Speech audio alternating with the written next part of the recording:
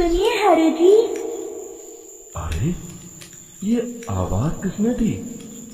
तभी हरिया को सामने कुछ दूर एक औरत खड़ी दिखाई देती है। अरे भाई, ये औरत अकेली इतनी रात को इस जंगल में क्या कर रही है? चलकर पूछना पड़ेगा। फिर हरिया अपनी बैलगाड़ी उस औरत के सामने लाकर रोक देता है और उससे पूछता है, अरे सुनिए, आप इतनी रात को इस खतरनाक जंगल में अकेली क्या कर रही हैं? तभी वो औरत मीठी आवाज में कहती है, अरे हरु जी, आप आ गए। मैं कब से आपका इंतजार कर रही थी। वैसे तो यहाँ से काफी लोग गुजर चुके हैं, लेकिन मैं खास आपका इंतजार कर रही थी। अच्छा, तुम सच कह रही हो?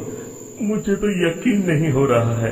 वो क्या है ना, आज तक किसी ने मुझसे इतने प्यार से बात नहीं की। हाँ हरु जी, मैं सच कह रही हूँ। अब देर मत करिए और जल्दी से मुझे मेरे घर तक छोड़ दीजिए। हाँ, कौन सी बड़ी बात है, अभी छोड़ देता हूँ। आप मेरे पीछे बैलगाड़ी में बैठ जाइए और मुझे रास्ता बताते चलिए।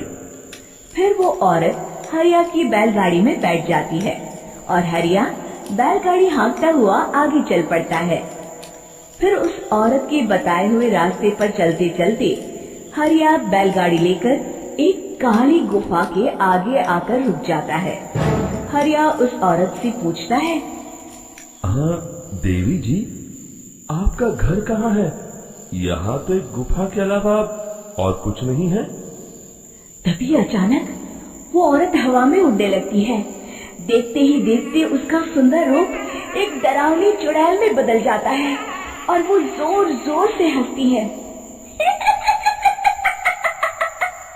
अरे तू तो एक नंबर का बेवकूफ निकला। तू तो बड़ी आसानी से मेरी बातों में आ गया। अरे मर गया रे, ये तो एक चुड़ैल है। हे भगवान बचा ले, ये तो बड़ी डरावनी दिखाई दे रही है। और फिर अगले ही पल हरिया की बैलगाड़ी में रखा सारा सामान हवा में उड़ता हुआ उस काली गुफा के अंदर चला जाता है और वो चुड़ैल भी उस गुफा के अंदर जाकर कहीं गायब हो जाती है।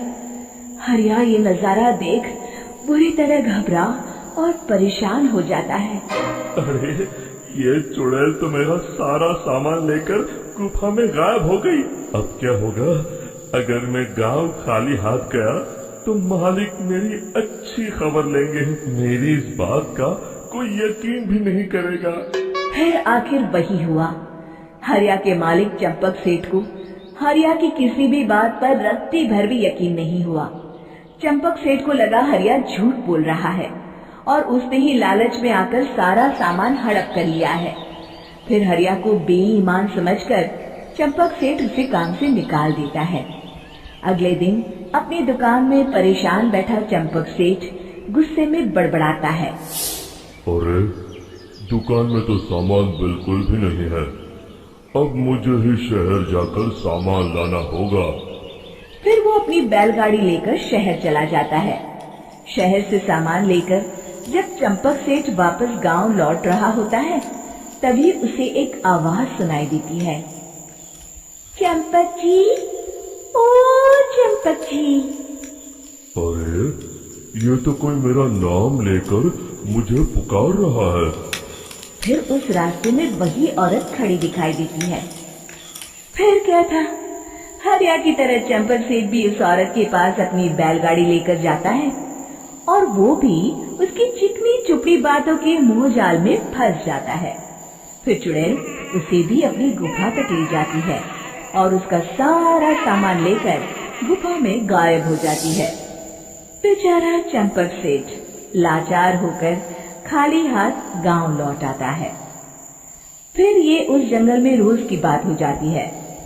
जो कोई भी शहर से कुछ लेकर गांव की तरफ लौटता, वो चुड़ैल उसे बेवकूफ बनाकर उसका सारा सामान लेकर गुफा में गायब हो जाती। एक दिन हरिया एक लकड़हारे को उसी जंगल की तरफ जाते हुए देखता है। फिर हरिया उसे रोकते हुए कहता है, अरे भाई, क्यों अपनी मौत को दावत दे रहे हो? मेरी बात मानो, आगे जंगल में मत जाओ। वहाँ एक बड़ी भयानक चुड़ैल रहती है। लकड़हारा हरिया की बातों को नजरअंदाज करते हुए कहता है, अरे भाई, मुझे पहले ही बहुत देर हो चुकी है, मुझे जाने दो भाई। शाम तक लकड़ियाँ काट कर शहर के बाजार में बेचना है। तुम अपनी ये कहानी किसी फुर्सत में बैठे इंसान को सुनाओ, मैं तो चला। इतना कहकर लकड़हारा वहाँ से आगे जंगल की तरफ चला जाता है। फिर अगले दिन गांव के मुखिया के घर के बाहर बहुत सारे लोग जमा हो जाते हैं। तभी हाथ में कुल्हाड़ी लिए खड़ा लकड़हारा कहता है, अरे मुखिया जी, अब आप ही हमें बचाइए उस जंगल वाली चुड़ैल से। हमारा सारा काम तो शहर से ही होता है।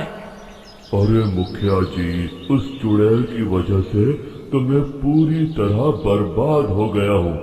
हम सबको मिलकर उस चुड़ैल का कोई इलाज करना पड़ेगा। तभी भीड़ में खड़ा वीरा कहता है, आप लोग चिंता मत करिए, कल से वो चुड़ैल किसी को नहीं लूट पाएगी। मेरे पास एक बहुत अच्छी तरकीब है।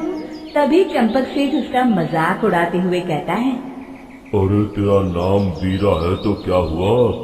तूने अभी उस चुड़ैल को देखा नहीं है। जाकर अपना काम कर, बड़ा आया। तब मुखिया जी कहते हैं, नहीं नहीं चंपक सेठ, मुझे लगता है हमें इस लड़के को एक मौका देना चाहिए।